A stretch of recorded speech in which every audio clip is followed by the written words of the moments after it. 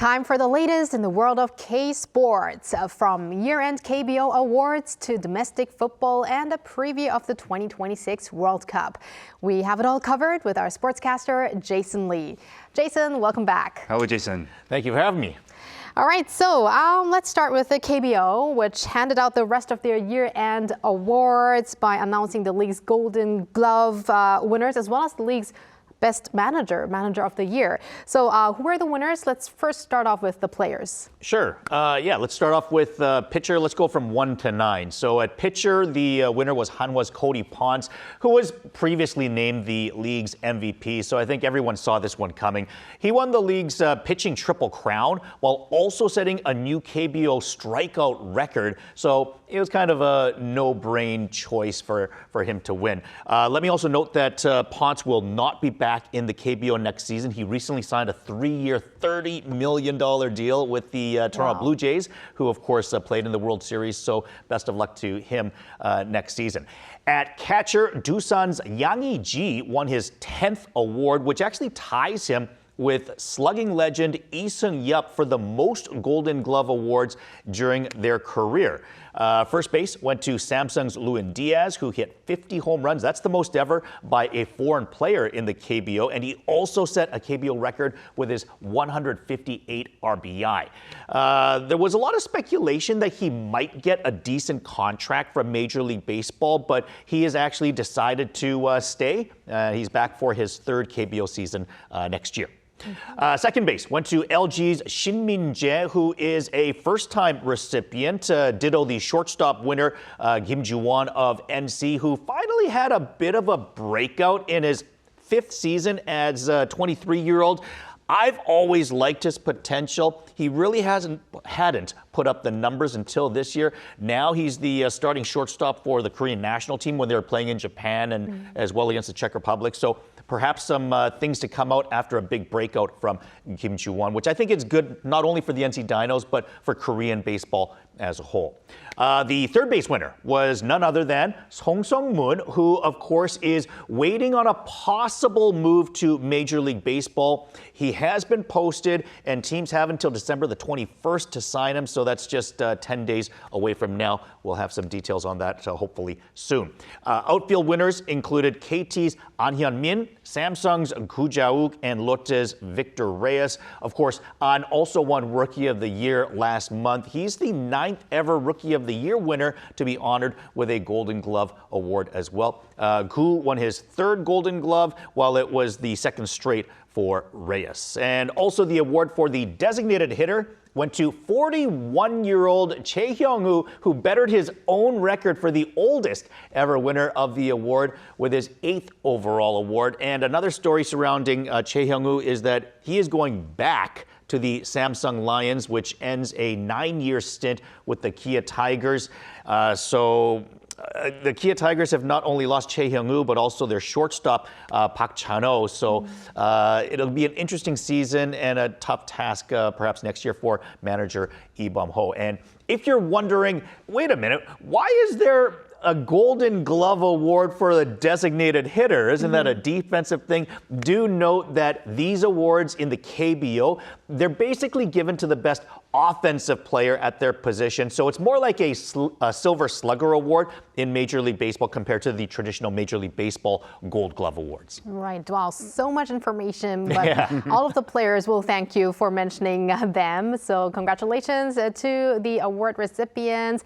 And now, I mentioned it before, but also they chose the best manager, the manager of the year. Tell us more about that. Yes, that's right. This is actually the first time that they've actually awarded a manager for being the best at his job. And LG's Yum Kyung-yup was given the honor after leading his Twins to the league's best record in the regular season, as well as their 2nd Korean Series title over the last 3 years. He beat out Hanwha's Kim Kyung-moon, who was in 2nd in league voting, and Lee Ho-jun came in third from NC. But Yeom Kyung-yup took just over 50% of the first place votes. I think he won with a 57% voting efficiency. That's interesting because I would kind of think, although this is the first time, we'll have to see what happens next year. But then, I mean, it kind of makes sense that the winning team's manager would receive the award, right? Well, I think the other factor is, though, LG was such a good team because they also won the championship 2 years ago. So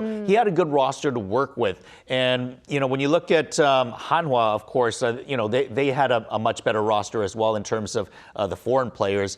But at the same time, I think Kim Kyung-moon really helped develop some of his younger players as well. So there's a lot of speculation as to maybe he might win, but 57% still solid win for Yeom Kyung-yup. Right, I guess a lot of factors that go in there. Yeah. And before we move on, you did mention earlier Song Sung-moon. He only has about 10 days left for a major league contract. What are your opinions on that? Do you think it's a possibility?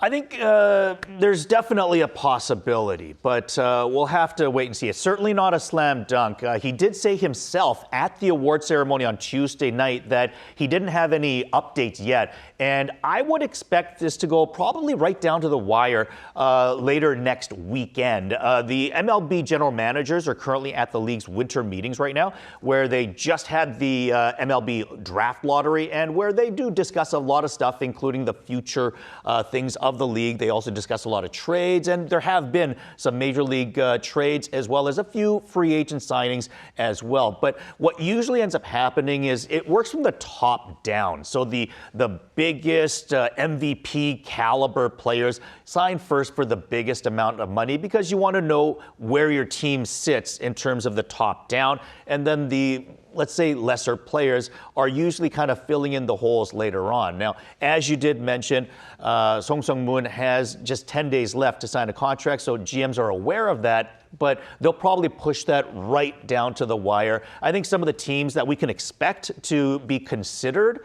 would be the Angels, maybe the Giants, possibly the Padres, perhaps in a utility role. And I think teams like that, their names will start to surface maybe over the next week. But I think probably on the 20th or 21st, if he does sign with somebody, then I think it'll be on the last or the day before. We'll probably talk about this later if we talk with you again in a couple of weeks. Probably. But before we move on, do you also have maybe some updates on Kim Ha-sung? Kim Ha-sung, yeah, that's right. So he's a free agent as well and is still in search of a contract. He last played for the Atlanta Braves, and he was on the Rays before that. He chose to become a free agent, whereas he could have been playing for $16 million this year. But the thing with Kim Ha-sung is his agent is Scott Boras. And Scott Boras is the most notorious agent in Major League Baseball. He's notorious for getting his clients a lot of money, but he's also notorious for holding power and trying to wield it in his way to make him look good to perhaps future clients as well. And one of the things that he does tend to do is he tends to wait as long as possible to have his players sign because he wants to gain leverage. And this particular year, the free agent class for shortstops is not very good. So that gives Kim Ha-sung more leverage because Trevor Story's staying with Boston. Sure, Bo Bichette is a free agent, but his defense is nowhere near the level of Kim Ha-sung's as well. So I think the fact that Kim Ha-sung could afford to wait a little bit, put a little bit more pressure on teams that actually need a good defensive shortstop like Kim Ha-sung. And at that point, I think we can expect him probably to get a good, solid contract from a good team that is competing. We'll have to see. Okay, Jason, let's now move over to soccer. So we now know most of Korea's opponents in the group stage of the World Cup next summer. Yes. So what did you think of the draw results? Yeah, the draw, of course, a big televised event, and Korea got grouped with Mexico in Group A. Also in the group will be South Africa, as well as another country still to be determined. But what we do know is it will be one of either Denmark, the Czech Republic, Republic of Ireland, or North Macedonia. And we're going to know the result on that by March 31st. The fourth country, I think it's safe to say that we're all going to hope that it's North Macedonia and not either Denmark or the Czech Republic, who actually rank quite high in the FIFA rankings. Looking at the draw itself, I think Korea was lucky to gain South Africa as the team from the third pot, as they were the lowest ranked country from that group. So that was a fortunate draw for Korea in that way. But having the possibility of having to face either Denmark or the Czech from pot 4, when these are countries that basically rank around or in some cases above Korea in the international rankings, it's going to be tough. But, you know, let's say they could have had a country like Haiti or Curacao from pot number 4 compared to Denmark or the Czech Republic. So you win some, you lose some. And I would say all in all, I think it's a decent result for Korea in terms of the draw itself.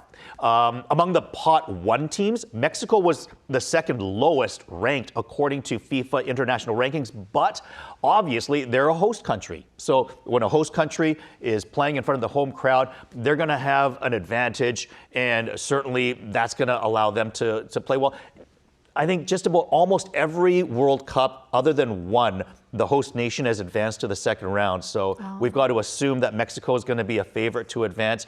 Korea's got to be up there as well, but it's going to depend on if it's Denmark that's in the group or North Macedonia. So we'll have to wait and see. Okay. Yes, it is an interesting group. I think there is possibility that we do make it out. However, it's not going to be easy depending, as you said, who makes it into the last slot. Now, and also remember, because the format has changed for this year, typically it's the top 2 countries that advance, but there are going to be wild card countries that do advance as well. So you can finish 3rd in your group and still possibly advance. Yeah, exactly. Let's go domestic now. Like some big news on the K-League is that it's now set for 2026 as their promotion relegation games were completed this week. Yeah, some tough luck for those living in Suwon. They had a couple of teams competing in these relegation matches, and both of them did not go very well.